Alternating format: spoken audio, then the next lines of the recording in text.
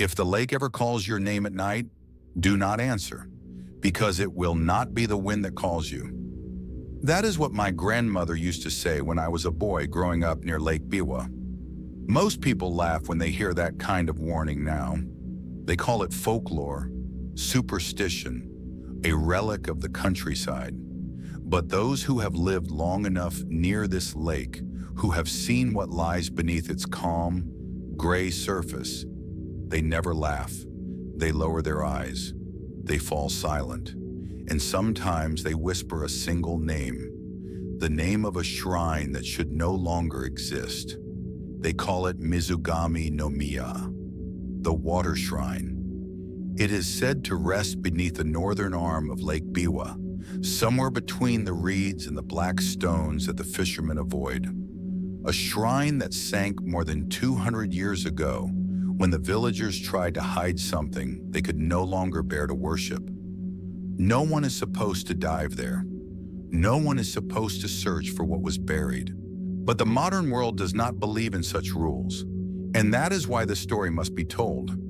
It began, people say, with a university project, one of those archaeology programs that come every summer to the smaller prefectures of Japan. A group of students from Kyoto University came to study the underwater ruins of old shrines near Biwa. The government had granted them permission. They had the equipment, the funding, the cameras. Everything was modern, efficient, logical. But logic does not work in places built on prayer. One of them was a girl named Mina Saito. She was 22, quiet, serious, with a fascination for the old rituals of Shinto that no one practiced anymore. Her thesis, people said, was about the lost water shrines of Kansai, temples dedicated to the gods who dwell beneath the surface. She wanted to find one that still remained untouched. She wanted to prove it was real. The others in her group remembered that she spent long nights at the edge of the lake, alone, taking notes, listening to the waves. She said the water spoke differently at night, that the sound changed like a breath trapped under the surface. At first they laughed.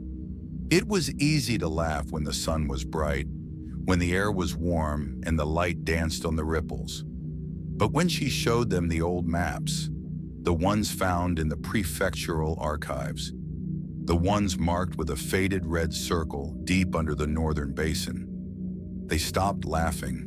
There was something about that red circle, something that looked less like ink and more like blood diluted in water. The locals, of course, warned them not to go. Old fishermen told them the lake had taken many before, that sometimes a diver's light could be seen under the water, long after the diver had come back to shore. A faint, wandering glow that moved on its own. They said the light belonged to those who had taken what did not belong to them. The leader of the project, a man from Tokyo, dismissed it all. He called it provincial superstition. He laughed in front of the cameras. He told the press it would be a proud day for Japanese heritage once they found the sunken shrine. And so, one clear morning in early summer, Mina and two others went down into the lake with their diving gear. They did not find a ruin at first, only stones, branches, fragments of wood. But then, beneath a layer of silt, Mina saw something strange. A carved step, and below it, a torii gate, a wooden frame, perfectly preserved, standing in silence where no sunlight reached. She said later, in her notes, that when her light touched the gate, a cloud of silt rose around her like smoke. And for a moment she thought she saw a face behind the gate, pale, unmoving, like a mask floating in the dark. When they brought up the first artifacts, the local priests refused to bless them. They said the markings were wrong. The rope knots were tied backward, the way one ties them for the dead. But Mina insisted it was part of the ritual design of that era. She wanted to display them, to study them properly. Among those artifacts was a no mask, half broken, its surface eaten away by water. The lacquer had cracked, the smile had worn off, but the eyes still shone faintly, as if the wood had learned to hold the reflection of the lake itself. That night, the villagers said the lake grew restless. The waves rose without wind. And at midnight, the temple bell from a nearby district, one that had not been used for decades, rang once, though no one was there to strike it. A week later, Mina came back to the lake alone. Her team had returned to Kyoto. They said she was acting strangely, refusing to sleep, whispering to herself in the lab. When they asked what was wrong, she said something had followed her, a sound, a presence, and that she needed to finish what was left undone. She packed her gear and took a small boat out onto the water before dawn. A fisherman saw her go.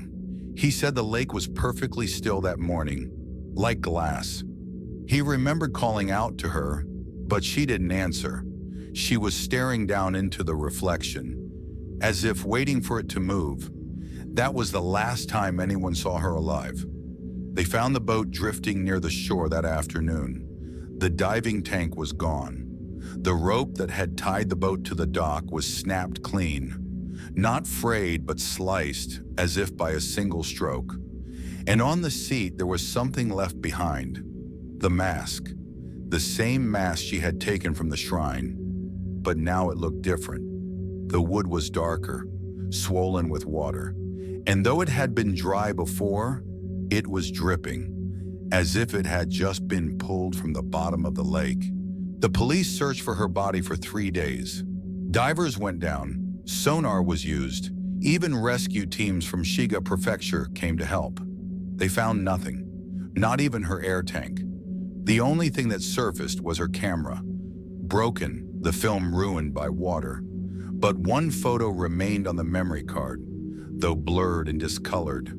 It showed the inside of the shrine, wooden beams covered with moss, a stone altar split in two, and behind it, carved into the wall, a row of faces, hundreds of them, each with the same expression as the mask she found, all smiling, all cracked. Some people said those were carvings of the gods once worshipped there. Others said they were not gods at all, but the faces of those who had been sacrificed to calm the lake when the shrine sank. When the university came to retrieve the remaining artifacts, the villagers refused to help. They said the lake had already claimed what it was owed. They begged the government to let the site rest, but bureaucrats don't listen to warnings spoken in whispers. They sealed the artifacts in wooden crates and sent them to Kyoto for restoration. Yet 1 month later, the storage facility burned down in the middle of the night. No cause was found. No survivors either. The 2 students guarding the artifacts were never identified. Only charred remains left among melted glass and ash. The authorities closed the case quietly. No one mentioned the shrine again. Not in the newspapers, not in the university newsletters. But here, near the lake, people still remember. Because sometimes on certain nights when the mist is heavy and the air does not move, you can see the shape of a torii gate rising faintly beneath the surface, just for a second before it disappears again. They say that is where she went, not drowned, but called back. And the strangest thing? Every few years when the water level drops, someone finds pieces of lacquered wood washed ashore, fragments carved with the same symbols, the same backward knots.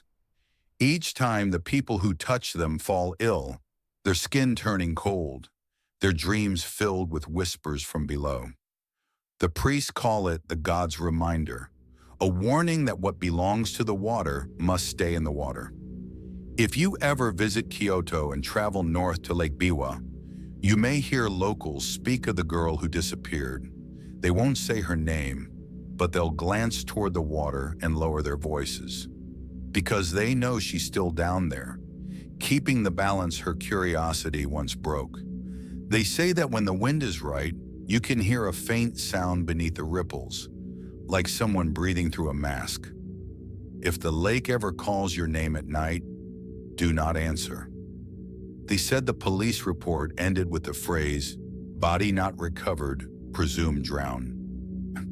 But that was only the official line. There were other accounts, ones never written down, only passed through quiet conversations between locals and divers. Whispers carried through tea houses and roadside shrines. Whispers about what the divers really found down there. One of them, a man named Okabe, used to drink at a small bar near Hikone Station. He retired not long after that search. He told the bartender, late one night, that he had seen something beneath the lake he could not explain. He said when they were lowering the sonar equipment, it began to echo in patterns like heartbeats, then stopped entirely, as if the water had turned to stone. They sent him down to check. He saw no fish, no plants, only a curtain of black silt that moved as if breathing. And then faintly, a light, white, soft, moving slowly deeper. He followed it.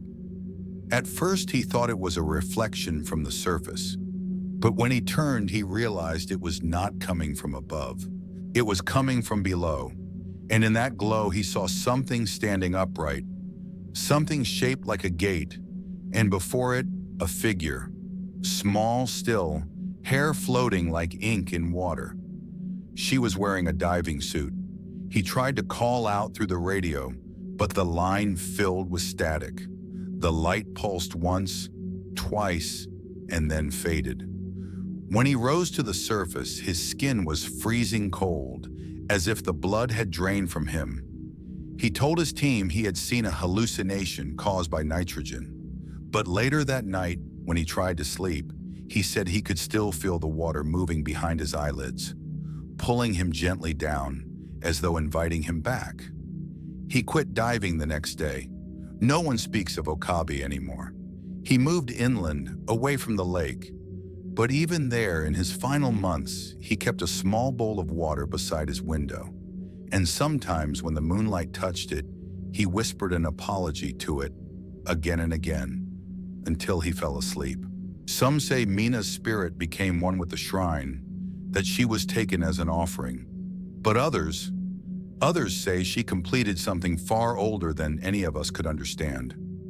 Her notes were recovered weeks after her disappearance, damp, warped, but still legible. They were found not in her dormitory, but mailed to the university's folklore department, wrapped in oil paper. There was no sender name. Inside were sketches of the shrine, written in both Japanese and Latin. The last page was a prayer, but it wasn't written in any known Shinto form. It spoke of a god without breath, a god sealed by reflection, and the return through mirror water. The final line read, "The ritual must never be mirrored again." The professors dismissed it as the delusion of a girl who had drowned, but one of them, a historian named Ishida, became obsessed with it. He began to research the phrase mirror water and found an obscure record from the Edo period. It described a forbidden ceremony known as Mizukagami no Noroi, the curse of the water mirror. According to the record, there was once a priest who tried to summon the reflection of a god by using a mask carved from cedar drowned in sacred water. The mask, once worn, would show the face of the god to those unworthy, and their own reflection would drown in return. To seal the curse, the priest bound the mask beneath a torii gate and submerged it. That was the shrine Mina found. That was the ritual she disturbed. Ishida wrote an article about his discovery, but withdrew it before publication. He claimed the original document had vanished from the archives. Then one night, he was found unconscious in his home, the floor around him soaked though there was no leak. He survived but never spoke again. In the hospital, he would not let anyone draw the curtains. He said the reflection in the window was not his. When the nurses tried to remove the small bowl of water beside his bed, he screamed until they brought it back. He died 1 month later during a storm that flooded part of the city. The attending doctor said his last words were, "She is not gone. She is waiting below the mirror." It is said that Mina's apartment was left untouched for years, but those who entered it after her death described strange things. The floorboards were warped in circular stains, as if water had pooled and then evaporated repeatedly. In her closet, there were photographs, dozens of them, all showing the same thing: the lake taken at different hours of night, the moon changing position across the surface. But in each photo, if you look closely, you could see a faint outline behind the ripples. A woman's face, half smiling, half fading. The same expression as the mask. No one knows who took the last photo, the one that was never developed properly. But the negative showed a reflection of a face looking up from beneath the water. The face was not Mina's. It was older, featureless, carved by time, and yet the corners of its mouth were curling upward, as if amused. The apartment building was demolished 5 years later. The workers reported that their tools rusted overnight and their boots filled with condensation even in dry weather. The demolition was delayed twice because the ground refused to settle. Water kept seeping up from nowhere. In the end, they paved over it.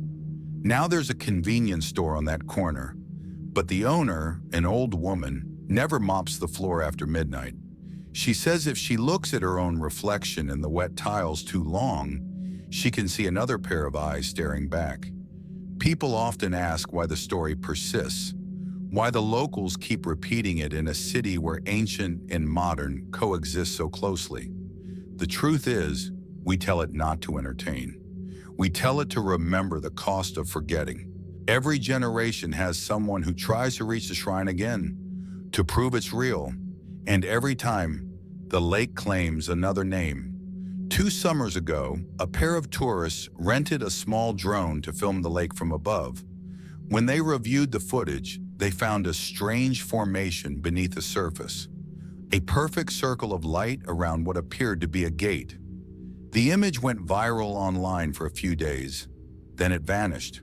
The account that uploaded it was deleted, and the username, no one noticed at first, was m.cyto22. Coincidence, they said, a cruel trick.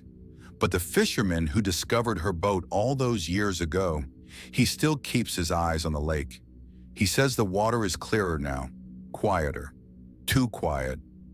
He says sometimes he dreams of the girl, standing just below the surface, her hair drifting like black reeds. She never moves, never blinks, only watches. And behind her the Torii Gate rises like a skeleton of red coral. Each time he wakes, his pillow is damp, though his window is shut tight. I went there myself once, years after the story faded from the news. I took a train to the northern shore, where the mist never truly lifts. The air smelled of wet stone and copper. I stood by the water's edge until twilight, and when the wind stilled, I saw it, just for an instant, a faint shimmer below, like a window reflecting a world turned upside down. Something moved beneath it, a hand, pale and open, as though reaching toward the surface. But it was not reaching for help, it was beckoning. I left before the first drop of rain touched the lake, because I remembered what my grandmother said: if the lake calls your name, do not answer. And as I walked away, I thought I heard it. A whisper in the distance carried through the reeds, not loud, not clear, but unmistakably mine. There is a story the priest at Enryaku-ji once told, a legend of the mirror that remembers. They said the gods created mirrors not to show what we are, but what we hide, and that when the reflection grows too heavy with secrets, it seeks its own release. I did not believe it then, but after what I learned about Mina's final dive, I can no longer dismiss it as legend. The information came from a single file, sealed by the prefectural archives, labeled unverified account. Inside was a transcription from a diver who claimed to have found the remains of her camera case on the lake bed years later. The card was unreadable, except for one video fragment, lasting exactly 3 minutes and 12 seconds.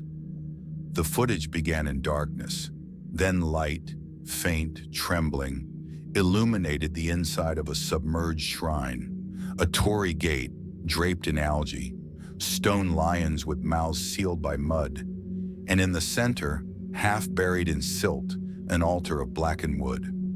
Mina's voice was faint but calm. She spoke in Japanese, her tone steady, deliberate, the cadence of a prayer. She described symbols carved into the altar, circular patterns twisting inward, like whirlpools. Her breathing grew slow, shallow, and then, in the corner of the frame, something moved. Not water, not shadow, but a ripple that did not spread. She said she could see herself reflected in it, though there was no mirror. The reflection blinked once, even though she had not. Then the recording cut to static. At the end of the file, a faint sound could be heard under the distortion. Not a scream, not a cry for help. Just a single wet inhalation, as if someone were taking their first breath after centuries of silence. After that, the record went blank. But another document, written by a restoration specialist who examined the mask before the fire, offered a clue. He noted that the mask's inner surface bore 2 sets of carvings, one set in kanji, visible and legible, the other reversed, mirrored in form, only discernible when the mask was submerged and viewed through reflection. The mirrored inscription translated roughly to, "The God who sleeps beneath the breath of men, return not the face that drinks the sun." He theorized it was an ancient exorcism formula, but others believed it was not to banish the spirit, but to feed it, a ritual to sustain the god's slumber. By removing the mask, Mina had broken the mirror. The reflection awoke hungry. The priests who came to perform purification after the fire refused to touch the lake water. They used salt and sake instead, reciting old sutras for 7 nights. On the last night, the abbot collapsed. He said he saw a woman standing in the courtyard pool, silent, dripping, her face covered by a mask without eyes. She raised her hand as if to return something, and whispered, "The knots must be tied again." The next morning, the abbot's hair had turned completely white. He left the temple and never spoke again. It took years before anyone dared to reopen the case. By then, most people had forgotten Mina's name, but the shrine still appeared in dreams. Local children claimed to see a red gate shimmering below the water during school trips. Fishermen's nets tore in straight lines as if sliced from beneath, and sometimes when the fog grew thick, the surface reflected too clearly, not showing the sky, but the bottom of the lake. I returned to the shore one last time to see for myself. I brought nothing. No camera, no recorder, no proof. Only the story and the memory of her face in the photographs. It was near dusk. The world was the color of rust. The air felt thin, as if the lake were breathing through me. And then I saw it, a faint shimmer, a ripple forming without wind. The water parted just enough for light to bend, and I saw her, Mina, or what was left of her. She stood beneath the torii gate, her hair swaying like smoke. In her hands, she held the mask, not against her face, but facing me, as if offering it.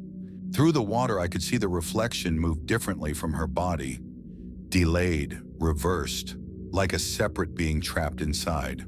Her lips did not move, but her eyes spoke the words I now hear, even as I write this. Every mirror remembers its maker. Every face must return to its water. I wanted to run, but my legs were heavy. The reflection in the lake leaned closer. It was not mine anymore. It smiled faintly as if to say, "It's your turn to look back." I don't remember leaving. Only the sound of dripping that followed me home. Slow, measured, like a clock counting down in water. They say now the lake is rising. Every few years, the shoreline moves inward, swallowing the trees one by one. Scientists blame climate patterns, but the locals know better. They say it is the shrine breathing again, reclaiming the air taken from it. Boats disappear more often now. Divers refuse to enter the northern basin. Even the fish have changed. Pale, eyeless, their bodies shaped like masks. Some nights when the moonlight strikes just right, the water reflects not the sky, but a face. Vast, formless, smiling up at the heavens. The fishermen leave offerings at the shore, small bowls of rice, cups of sake, and sometimes a single mirror wrapped in cloth. They say if you offer a mirror, the lake keeps your reflection safe, so it cannot be used against you. But no one dares to look into the water anymore. Not directly, because sometimes the reflection blinks first. Once a traveler came to the village and asked an old priest, "Was it true? Did the girl really wake a god?" The priest shook his head. "No," he said softly. "She only reminded it of itself." "What do you mean?" the traveler asked. The priest looked toward the lake, where mist curled like white smoke, and whispered, "Every god begins as a human wish, but wishes, when forgotten, turn into something else." He paused, his gaze fixed on the still surface. "We forgot ours long ago. The shrine remembers for us." The traveler left that evening, unsettled by the priest's words, and though he didn't believe them, he still refused to sleep near water that night. Even now in Kyoto, some say you can find fragments of that story. In the museum's quiet corridors, there are paintings that seem to ripple slightly when you walk past. A faint scent of lake water lingers near the old stone steps of Gyeon. And in the glass display of a No theater, there lies a single mask without a label. Its smile faded, its lacquer cracked. If you stand before it long enough, your reflection will shift, aligning perfectly with its face. Then for a heartbeat, you will see yourself wearing it. And in that breathless moment, if you listen closely, you might hear a voice beneath your skin. A whisper from the lake. Do not return what has already seen you. To this day, the water shrine remains unseen.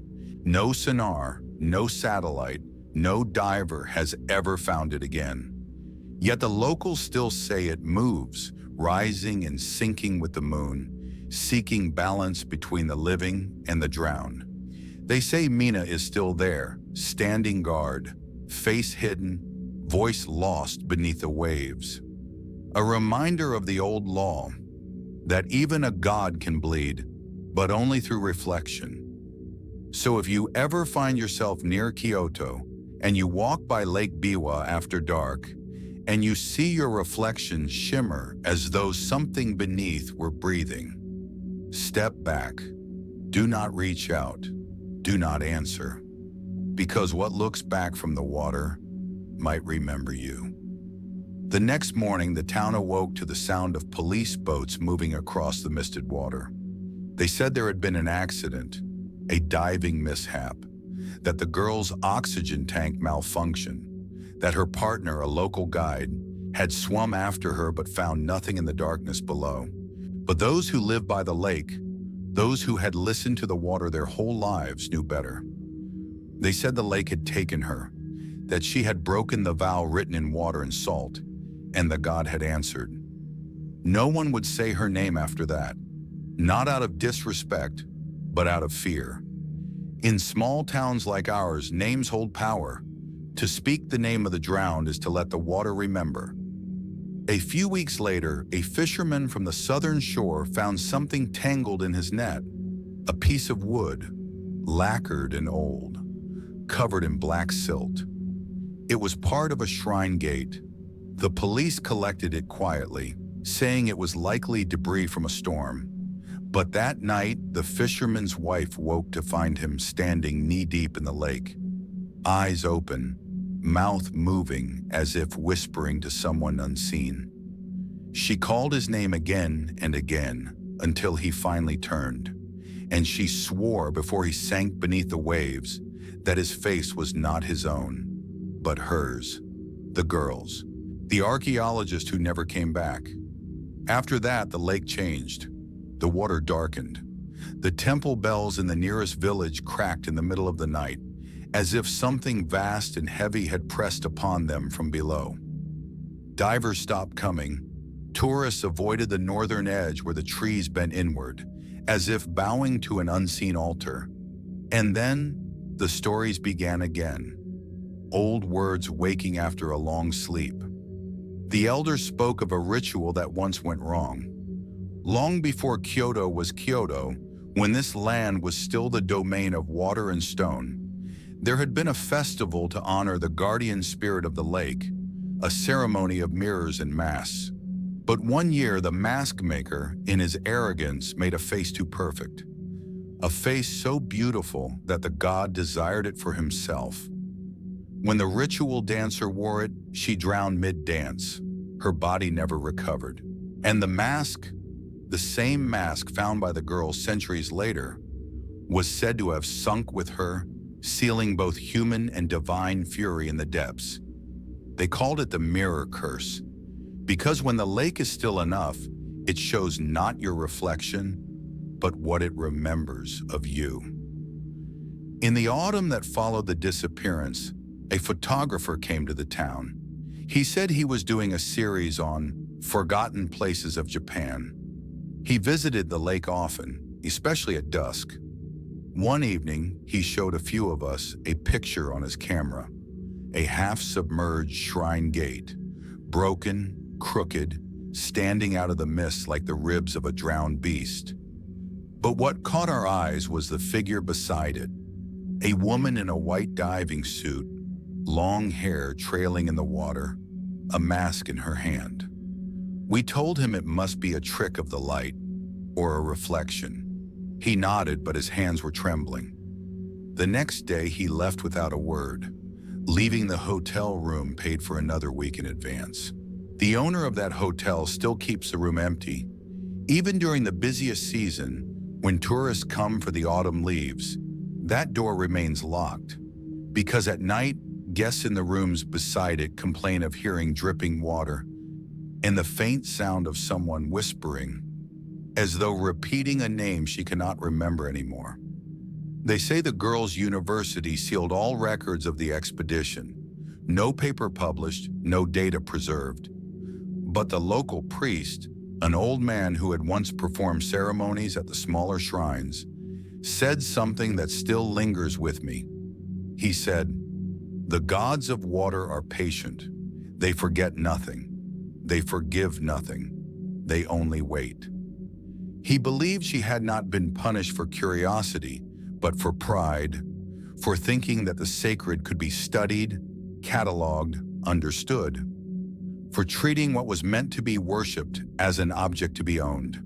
And in that belief, there is something terrifyingly human, because isn't that what we all do? Dig beneath what should be left buried, chase the unknown until it consumes us. One night, a year after she vanished, I went back to the shore. The moon was full, pale like a coin at the bottom of a well. The water was still, almost too still.